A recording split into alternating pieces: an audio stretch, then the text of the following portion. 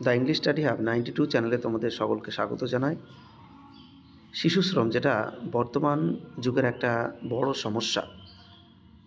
শিশু শ্রমকে এমন কাজ বলে সংজ্ঞায়িত করা হয় শিশুদের জন্য মানসিক, শারীরিক, সামাজিক, নৈতিক ক্ষতিকর এবং তাদের শিক্ষা ও বিকাশে হস্তক্ষেপ করে। মানে শিশু শ্রমের সংজ্ঞা তো নয়, মানে একটা ডেফিনেশন বা সংজ্ঞাও বলা যেতে পারে। তো এটা তোমরা প্রথমে লিখবে, ওটা ১ নম্বর পয়েন্ট।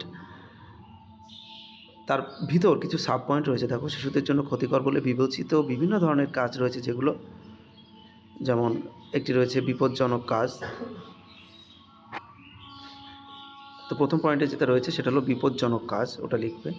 জোরপূর্বক মানে জোর করে কোনো কাজ করিয়ে নেওয়া। বেআইনি মানে অ্যাকচুয়ালি শিশু শ্রম যেটা সেটা নিষিদ্ধ, তো সেই জন্য এটা বেআইনি কাজ।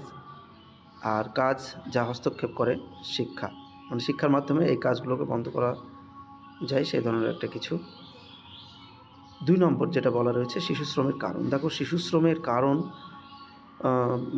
বলতে গেলে সর্বপ্রথমে যেটা আসে সেটা হলো দারিদ্রতা, তারপর শিক্ষার সুযোগের অভাব, সাংস্কৃতিক এবং সামাজিক কিছু নিয়ম, সস্তা শ্রমের চাহিদা, প্রয়োগের অভাব। তো আমি চাই এই কারণগুলো সবকটাই যেন তোমাদের পয়েন্টে থাকে।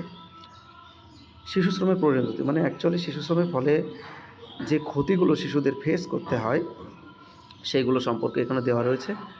শারীরিক ক্ষতি, মানসিক ক্ষতি, শিক্ষার বঞ্চনা, শোষণ, বিকাশের বাধা। তো এই পয়েন্ট কটা সবকটা তোমরা উল্লেখ করবে। এবং ৪ নম্বরে দেখো শিশু শ্রম নিয়ন্ত্রণ আইন।